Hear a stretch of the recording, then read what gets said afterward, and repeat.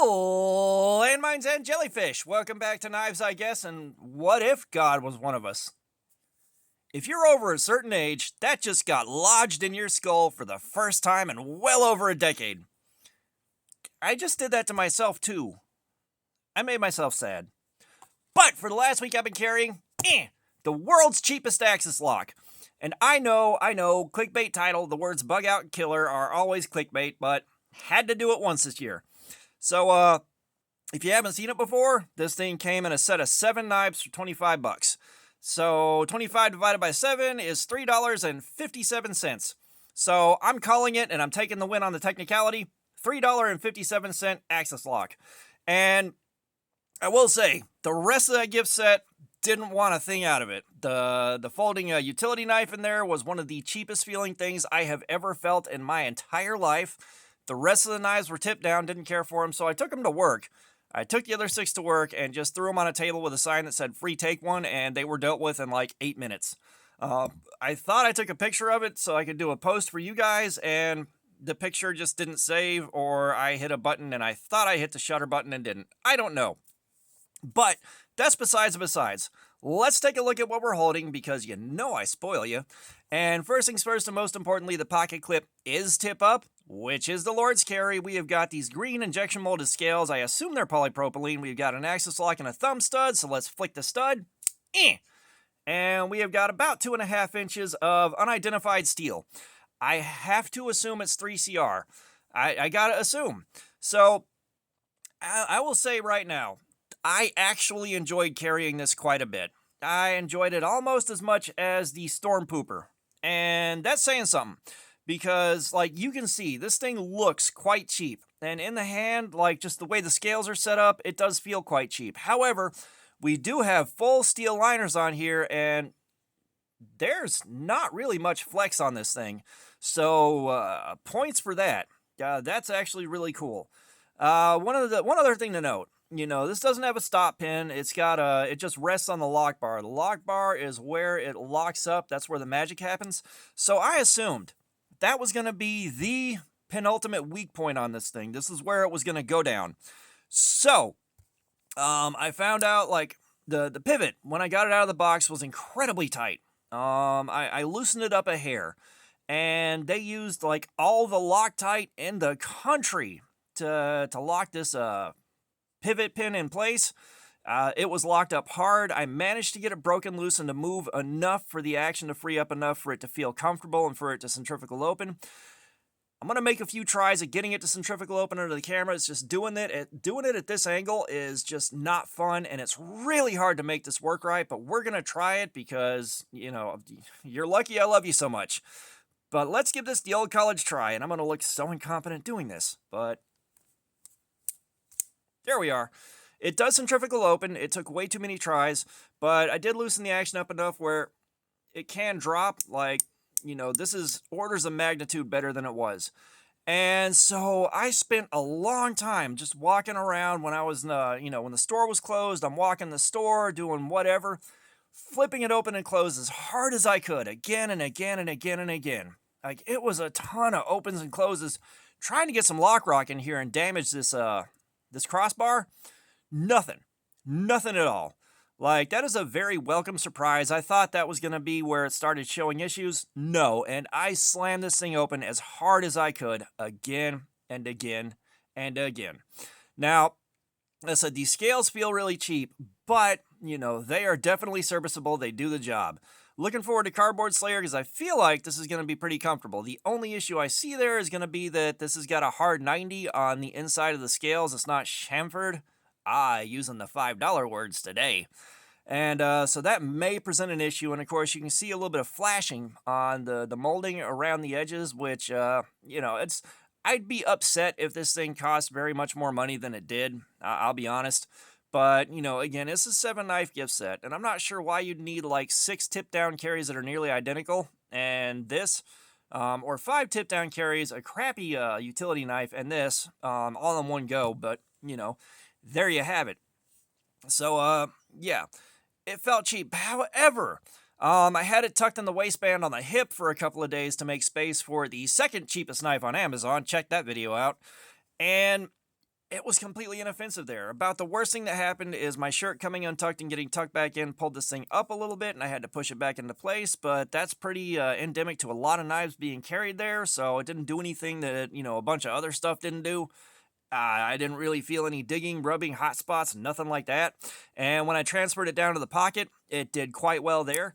The dingus end on the pocket clip right here is raised more than enough that, it caught on the hem of the pocket and the waistband and slid in quite nicely. It stayed locked in place. It wasn't a big deal to pull it back out. Like, it did quite well in the pocket clip department.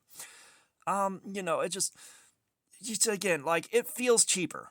It feels a lot cheaper than, say, the anything else that I've carried recently. And, it did cut like a bucket of hot damn. I ran it through some cardboard. It cut like a bucket of hot damn. It did great there. Like, it cut so nicely. But you can kind of see the grind here is very, very similar to the Storm Pooper. Just a shorter blade, but very, very similar. And also very similar to the Dropout. Like, the similarities are there. And of course, these things cut really well. So of course, this is going to cut really well because, well, all the elements are in place for that. And, I actually enjoyed carrying this quite a bit. I do wish they sold this by itself because this would be another fantastic $5 axis lock. Stacking it up against the Storm Pooper, of course, it feels a bit cheaper. It's on washers instead of bearings, and, the handle feels a bit cheaper. However, we have got a steel liner on this thing, which this does not have. And I've seen a lot of guys complain about the lack of a liner on this, and it does flex quite a bit, but it's nothing that the BUGOUT doesn't do, and the BUGOUT, of course, can stand up to a ton of abuse. I don't think this will stand up to nearly as much abuse as a BUGOUT will. Of course, if you reef on it sideways like this, you're probably going to snap it. And I've seen one guy in a Faceballs group that apparently pushed this thing way too hard. There is a picture of a broken Storm Pooper with some human juice around it and on the blade. Somehow they went overboard on this. And I've said it before. If you're in a position where you're pushing this thing hard enough to break it, you already made about 7 mistakes before you got to that point. I'm not going to lie. And we are going to do a compare and contrast video between this and the old Axis locks from last year just to show you how much of an improvement there is. But, and you guys know my feelings on it. It's an incredibly good value, and, this is not designed for just reefing on it. So, like, if you break this back here behind the liners, you made a bunch of mistakes before you got to that point. That's just my thoughts on that, and that is a separate deal from this. So, this thing was a delight the whole time. Like, it really was. And I am looking forward to the Cardboard Slayer on this Saturday. We are doing live streams tomorrow. At the time of filming, it is Thursday. We're doing a live stream Friday and a live stream Saturday. So, looking forward to those. And this thing will go on Saturday. We'll see how it does. And of course, we have got the new sharpener to play with. So we're going to try a couple of different geometries on this if it wipes out quickly enough. But yeah, I do not advise buying a $25 set to get this thing. Like I said, I do wish they sold this by itself. Someone in the comments on the first video said they sell this by itself, but I'll be damned if I can find it anywhere. The only place I've seen it is part of that set, even looking online to see, various retailers. And of course, Mossy Oak's not going to be in most online knife sellers. It's just going to be Mossy Oak's website and Walmart. So I can't find it by itself, and this would have been a cool $5 Axis lock for the season to go alongside the Storm Pooper, but it is what it is. I bought this so I could do videos for you guys and get some entertainment value out of it, but yeah, it is surprisingly good for, Mossy Oak to begin with, and for, what it is. $3.57 knife broken down as part of a $25 set. There's nothing here to be offended by. I am assuming the blade steel is going to be 3CR. It's probably going to perform like 3CR during a Cardboard Slayer. I look forward to doing that. But yeah, I really can't find a lot to argue about. Let's take a look at the edge and see how it's doing. I cut a little bit of cardboard. It did scrape concrete because, again, it cut like a bucket of hot damn. All right, it cut through a cardboard display way easier than I expected it to, and it just zipped right through. I don't know if I hit the edge straight down on the concrete or if I just kind of glanced the side of it. It wasn't a ton of contact, but it might have been enough to do something to it.